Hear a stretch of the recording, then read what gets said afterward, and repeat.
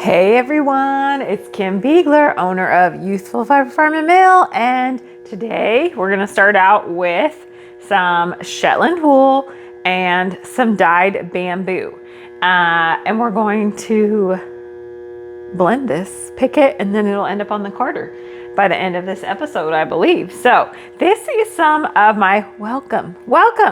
We're going to talk a lot about wool and hand spinning and processing wool. So this is some of one of my sheep. I have Shetland sheep for those of you that are new. And I have some of Drilla's spring fleece. And this is a year growth on Drilla. She's getting older, so her fleece is actually coming into its own. I didn't used to love her fleece. Now I love it. And she grew like the perfect amount that I could be happy with. And I'm so glad we only shore her once this year. So I'm going very outside my comfort zone, and I'm going to blend her with, and she's, for those of you that are listening, she's got a lot of black, but also a lot of gray, and her longer fibers are sun-kissed brown. So, but she also has some very dark tog, kind of that finer wool that's under there.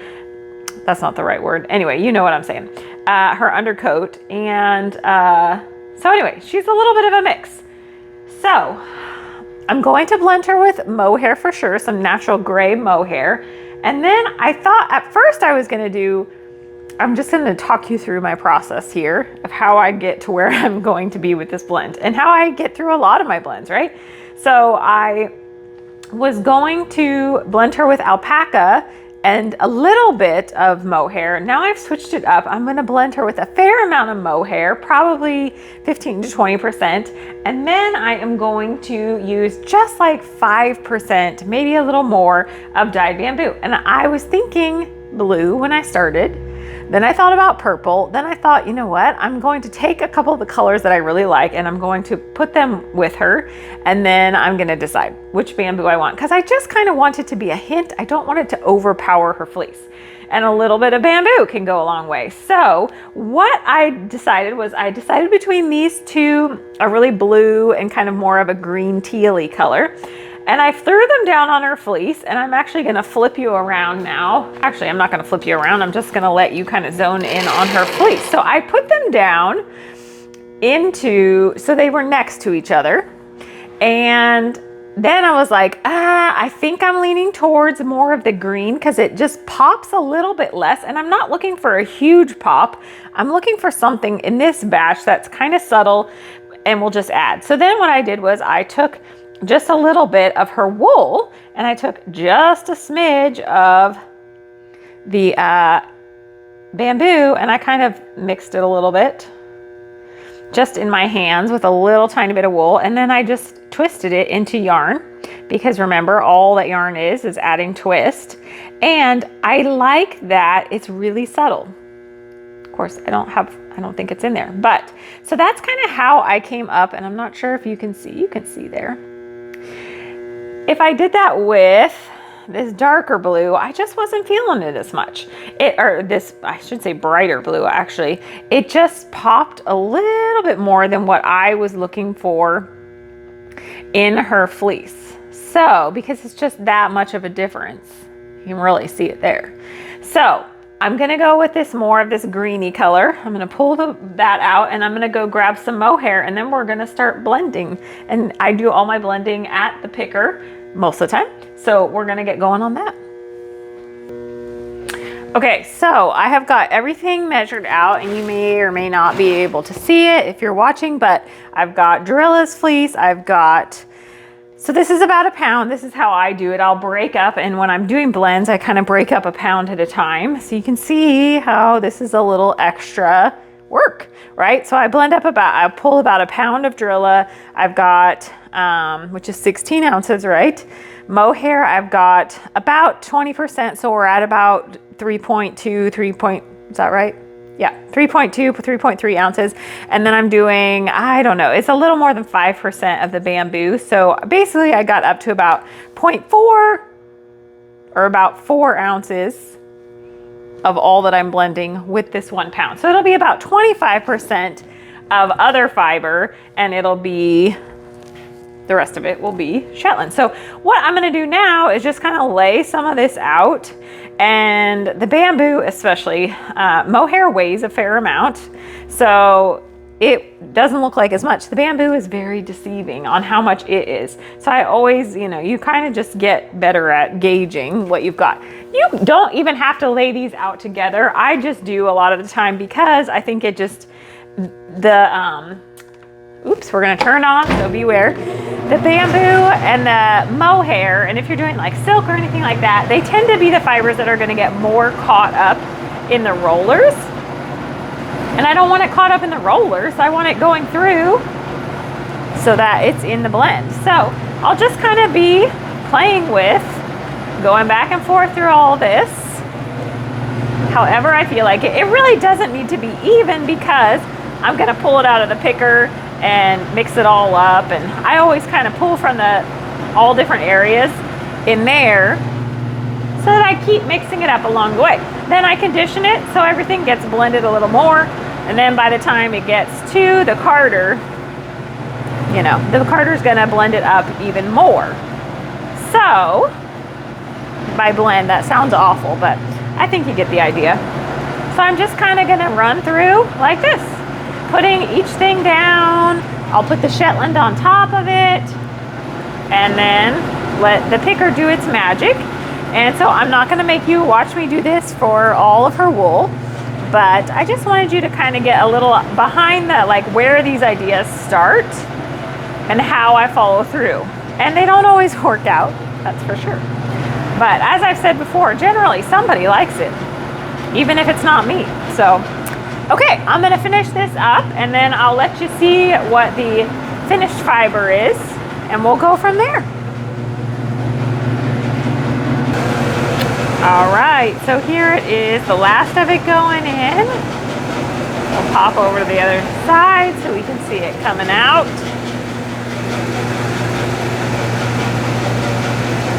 It's just getting flung through into the shower. And then I will open this up in a minute once we're done and show you what the fluff looks like. Okay, let's take a peek inside and you guys are gonna love what I just realized. Hopefully more than I love it, but you can see all that stuff falling. So here we are with our fluff, which I'm excited about. Now what's funny is that on the very bottom, you see that light gray? Yeah, that's not Shetland. So now what I've got to do is try to peel the layer. I had just a tiny bit of Romney that I had picked out before. And so now I've got to go and try to peel that layer off of Shetland. But there's our Shetland wall of wool, ready to be conditioned and then onto the carder. So we'll go from there. Wish me luck. Okay, well, I'm here. All right, I'm here. I'm at the carder. Can you see me? Oh, not this much, huh? We'll turn it. Well, I don't know if you care about seeing me that much, but anyway, I am at the carder and I have got some red dyed in the wool Romney. That also I am carding up with some gray, same fleece, undyed, some gray natural Romney. And I'm doing it a little bit different. So I picked these out separately. Even though they're the same, I was gonna blend, it's all gonna get blended in the carder, but it's gonna blend differently when I do it like this. So if I had sent it through the picker and blended it all up, everything would just be, it would blend better, right?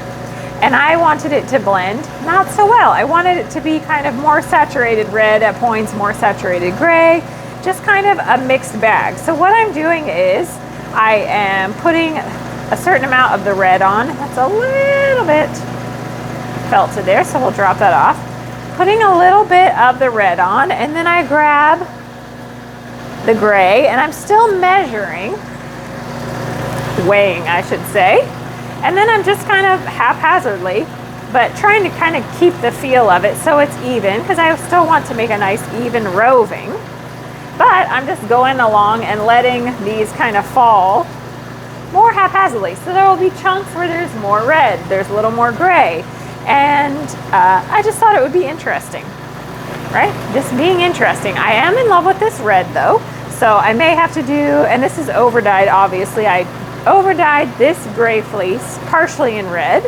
So I may have to do another one like this because, whew. And then when you overdye, the nice thing is you get just all these different variations, right, of that color, because this is such a variegated gray fleece. So it just makes for a really interesting yarn also. And then I'm adding more interest by carding it up this way. So let's go see. And the inspiration for doing this was honestly just being at a festival this weekend and watching, kind of seeing what people were doing, what colors drew me in or what fiber drew me in, and just interesting things, right? Let me turn a light on so you can see a little bit better. Oop, nope, wrong way. She's gonna try to fall on you. Let me just take her off. Sometimes technology gets the better of us, doesn't it? So anyway, there you go. You can see it's just gonna have, it's gonna be different, right? It's gonna have chunkier bits of red, then some parts are gonna be a little heavier in the gray. And I just thought it would make it interesting to have it just a little bit less blended up. So, and it's just 100% Romney. And the luster on this Romney though, holy cow, you would think there was something else in there. Okay, that's it. Let's card up some more stuff. All right, everyone. This is my last batch for a while because I am headed down to Lambtown in Dixon, California to that festival. So I'm kind of wrapping it up here. But I'm going to turn, no, I'm not going to turn the machine on because there needs to be power to the machine. So this is some of my Shetland Drilla, and I'll focus in on it in a minute. But to start, this is Drilla. She is kind of a gray, I'd say a dark, she's very dark. She's one of my darker ones, but it's very grayed out. So it's a dark gray, I guess. And I blended in that mohair and bamboo. So we're getting ready to see what this is going to do. And I'm just kind of opening up a few of the bamboo locks. Don't necessarily, or mohair locks don't necessarily love to open up. They're a little bit tighter. But so we are going to get this started up and we'll go over to the other side. And this is the very first of it. So I'll get it lined out through the roving deck with you all. And then we'll see how it's going to look. It is so floofy. Her fiber has changed so much over the years and I just really love it. Just really love it. Okay, so let me I'll get a close-up here, reminder of what it is with that teal, and then there's, whoa. All right, let's go see what's going on down here. Should be starting to come off. And I'm going to catch it. You can kind of see a little bit of it coming off in sheets there. So I'm just going to catch a little bit of it there. And we'll roll this back into our stuff to be carded. And now it is time to get the roving deck going. All right, but I can show you what I did. So you can kind of see here. Here is our wire coming out, and there's some of the fiber that I gathered up. And there's a little, it's kind of a little hook that we created on the end. And that will help guide the fiber through if all goes well. So I'm gonna close the machine up and get the belt on it, which we need for everything to work together. And then we'll see what this fiber is gonna look like. All right.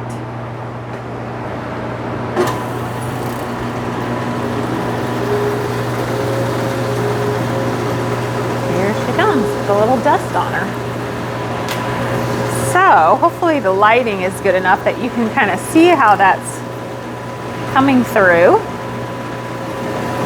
I think you can. And it's gonna just have a nice little faint teal to it there from that bamboo, and then it's got the mohair in it too. So it is gonna be really lovely. I'll get you off the tripod here in a minute. Let me just get my fiber organized, and then I can close in a little bit easier on it so you can see what's happening. All right. I love it. Let me stop it and you can actually see then. So you can kind of see there's just gonna be bits of it that have that color in it, and it's pretty subtle, which is what I wanted. Okay, there we go. All right, everybody, thank you for watching. I am off to pack, finish fiber, clean up the mill, and get out of town. I will be certainly sharing some stuff from Lambtown. Thank you for watching. All right, time to spin a little bit of this up. I think I'm gonna do it long draw. So I feel like I might be on the wrong end of the fiber. We'll find out. I think I am, yep. So I can tell you that I am because it kind of drafts out in chunks versus nice and smooth. So I'm gonna grab the other end. There we go. And drill is pretty long. I'm trying to stay in frame. This was a full year of growth of her, so she's pretty long. I think I need to pull you guys back a little bit. Let's pull back. Oof. All right. So,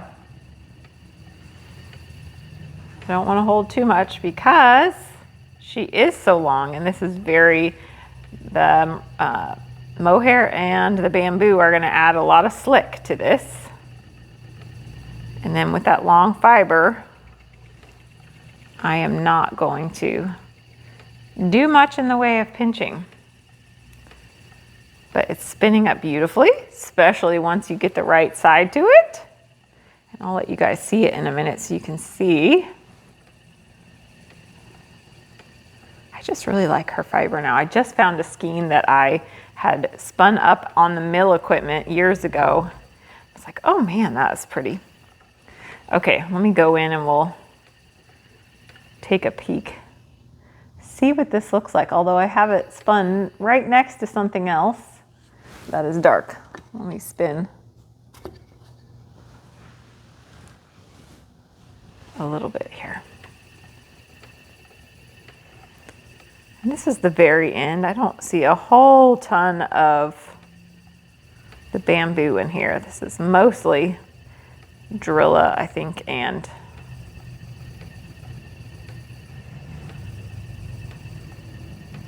bamboo. Sorry, I'm dazing out you all. That's what tends to happen, right? All right, let's take a peek. All right, so that's it right there. It is shiny as all get out. There's a little bit more. I think this is it right here. I don't think this has much of that color in it, but oof, it is spinning up really lovely. Be beautiful for long draw with that nice long staple. Okay, everybody, thanks so much for watching. See you soon.